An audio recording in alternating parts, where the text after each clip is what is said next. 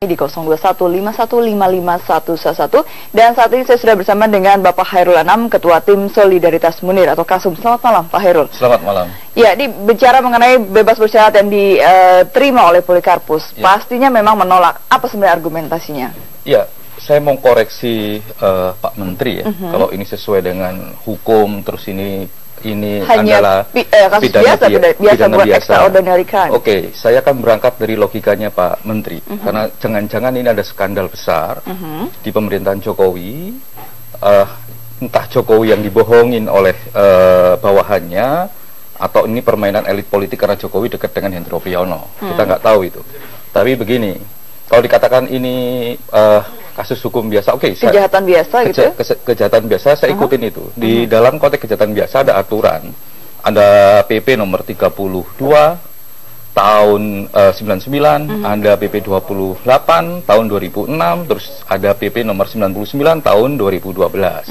Inti dari ketiga PP yang mengatur soal pembebasan bersyarat itu ada tiga soal. Soal pertama adalah soal yang sudah dikatakan 2/3 masa hukuman dan lain sebagainya. Tapi ada dua soal yang sangat penting yang itu dilupakan oleh pemerintah. Yang pertama adalah ketika akan memberikan penilaian terhadap seseorang yang kena pidana, itu harus dilihat apakah ada rasa keadilan masyarakat. Jadi untuk kepentingan umum dan rasa keadilan masyarakat. Itu nggak peduli dia apakah pelanggaran HAM serius, ada narkotika, macam-macam, ataukah pidana biasa gitu. Pidana biasa itu nggak diatur dalam berbagai aturan itu.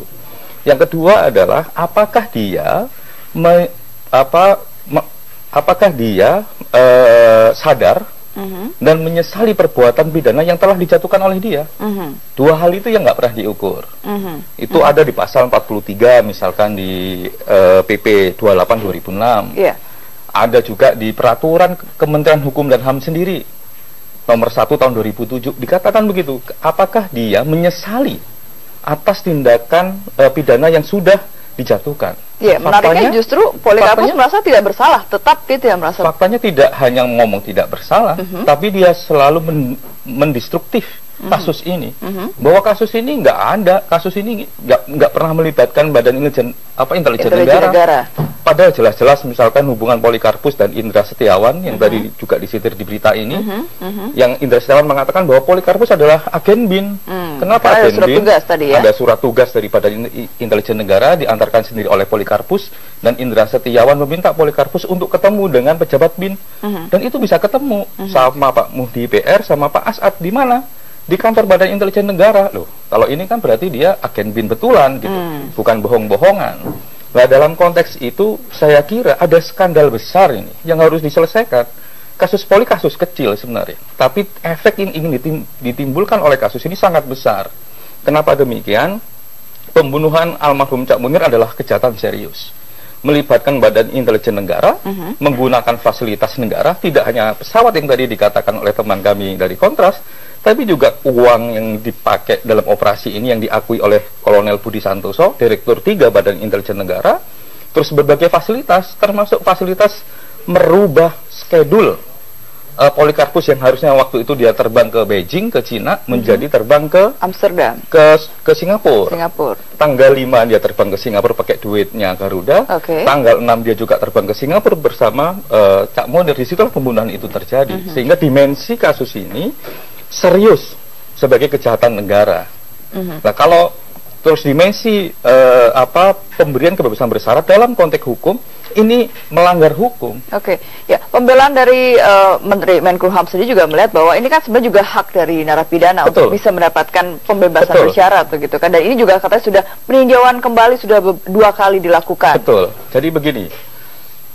Kami aktivis HAM, kami sangat menghormati hak asasi terpidana, siapapun dia, apapun yang dia lakukan.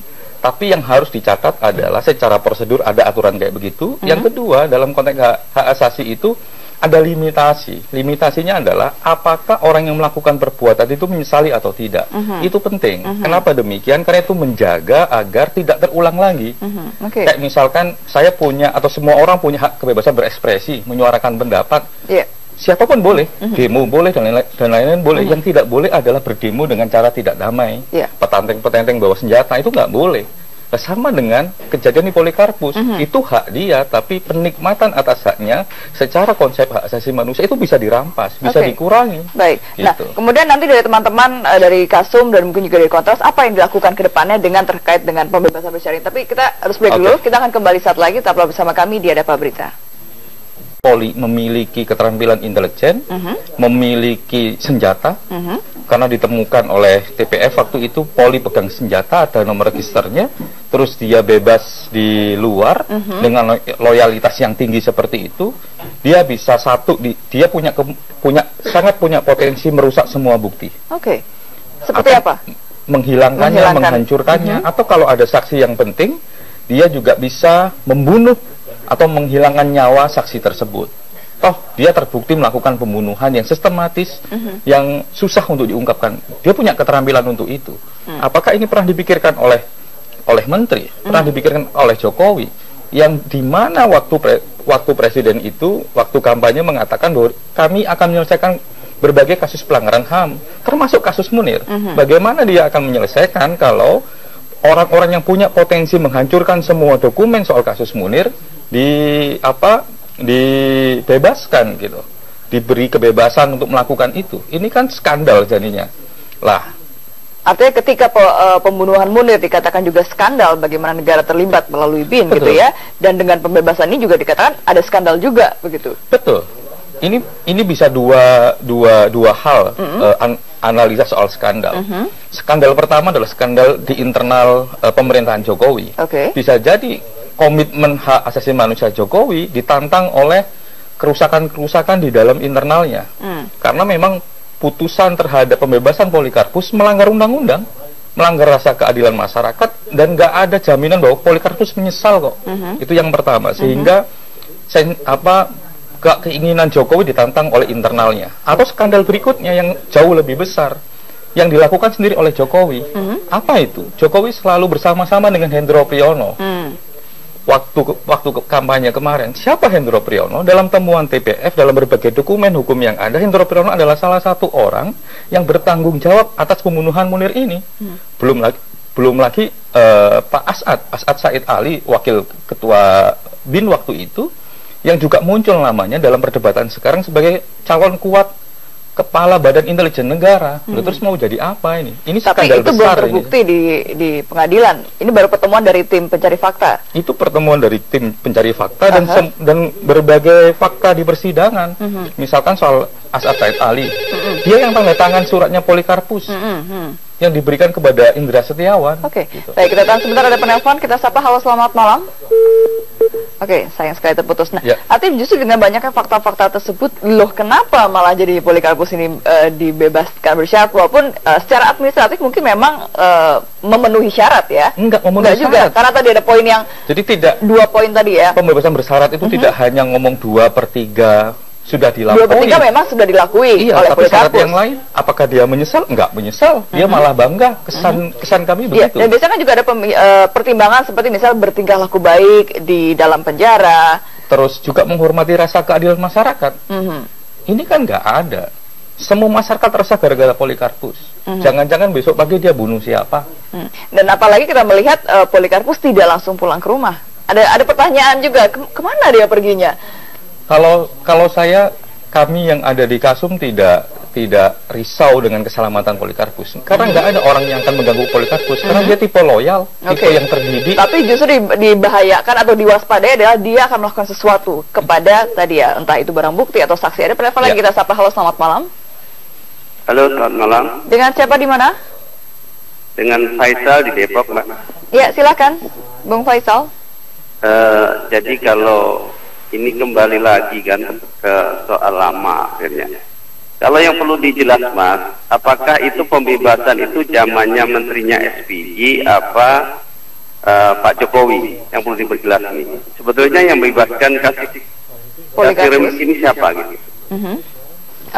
Itu saja pertanyaannya. Dan tolong ini, jadi datanya itu supaya jelas, jadi kita hamnya itu yang mana gitu loh. Tadi disebutkan Pak Hendro Priyono dan yang lain-lainnya, mungkin Pak Wiranto dan sebagainya. Itu supaya kita tahu, jangan hanya asal tuduh aja tadi tanpa fakta gitu, supaya kita juga tidak jadi fitnah di negara kita ini. Terima kasih. Terima kasih Bung Faisal, mungkin bisa. Iya, yang perlu dijelaskan begini, apakah ini zamannya Pak SBY atau Pak Jokowi secara formal yang tanda tangan dan memberikan pembebasan bersyarat adalah menteri yang sekarang. Menkumham sekarang. Iya. Pak Yosanan. Ya, kalau dia punya komitmen terhadap penegakan HAM sesuai dengan arahan dari Jokowi, nggak akan dia tanda tangani. Soal itu diajukan oleh zaman dulu 2012. Walaupun remisi memang dilakukan pada pemerintah persis kayak kasus Jamkesmas sama kartu sehat. Loh, apa bedanya? Loh, apa bedanya? Loh, kalau dia mau mengikuti zamannya SBY, dia pakai Jamkesmas saja, nggak usah pakai kartu sehat. Toh dia juga bikin satu kebijakan yang lain gitu loh. Harusnya itu juga dicerminkan dalam konteks hak asasi manusia. Ternyata kan enggak. Kalau alasannya kayak gitu, dia sedang membohongi presidennya sendiri. Loh, Pak Jokowi ngambil tindakan kok untuk mengganti Jamkesmas menjadi kartu sehat. Loh, ini kan sesuatu yang menurut saya sudahlah, jangan naif-naif. Kalau memang melanggar peraturan karena peraturannya mengatakan apakah seseorang itu sudah menyesal atas kejahatan yang pernah dilakukan, itu diukur.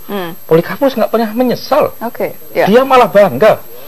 Bahasa tubuhnya itu mengatakan saya bangga loh membunuh Munir. Menjadi sebuah heroisme ya. Oke, ada penelpon, kita sapa lagi. Selamat malam. Selamat malam. Dengan siapa di mana? Pak Joko, Pak, di Wonogiri, Pak. Oh, silakan Bapak di Wonogiri. Ya, mau mengomentari masalah Pak Polikarpus bebasnya itu, Pak. Iya. Itu kemungkinan ya sudah memenuhi syarat, Pak. Menurut pendapat saya. Oke. Ini melalui proses panjang juga, Pak. Namanya di penjara itu, Pak. Kalau sesuatu pasti tidak main-main kalau di penjara. Salah perhitungan sedikit pun tidak mungkin bisa. Oke, baik. Terima kasih Pak Joko di Wonogiri. Ini ada pendapat yang berbeda juga. Iya, memenuhi syarat dalam konteks waktu, ya. 2/3 dari masa walaupun kita bisa berdebat tuh, waktu yang mana basisnya. Sejak 2005 ke 2007 terus off, terus dimulai lagi 2008, atau sejak kapan? Kita bisa berdebat panjang soal waktu, tapi oke lah. Saya nggak mau debat di situ. Tapi yang paling penting dalam dua konteks itu, rasa keadilan masyarakat, kepentingan umum, satu frase tertentu, terus frase yang lain adalah adanya penyesalan terhadap tindak pidana yang pernah dilakukan. Oke. Nah, tapi artinya cukup berisiko juga bagi pemerintahan Jokowi saat ini melalui Menkumham untuk melakukan pembebasan bersyarat terhadap Polikarpus. Padahal ini kan sebuah kasus yang sangat disorot oleh masyarakat luas bahkan luar negeri. Ini adalah sebuah resiko untuk bisa melakukan hal ini. Artinya tidak mungkin melakukannya tanpa pertimbangan yang matang.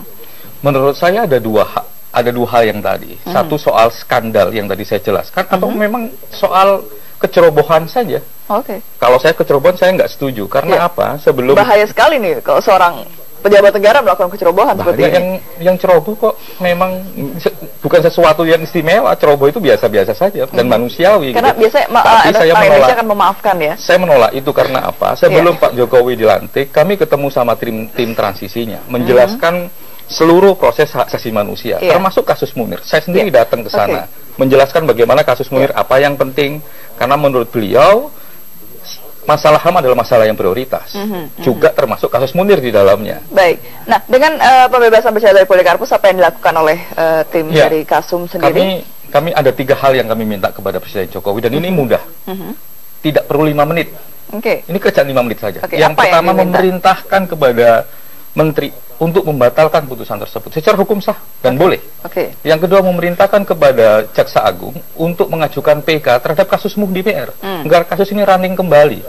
Yang berikutnya adalah memerintahkan kepada Kapolri untuk menghidupkan kembali tim Munir untuk melakukan penyidikan, sehingga aktor-aktor yang lain kayak Pak Hendro Priyono, As'ad dan lain sebagainya itu jelas statusnya.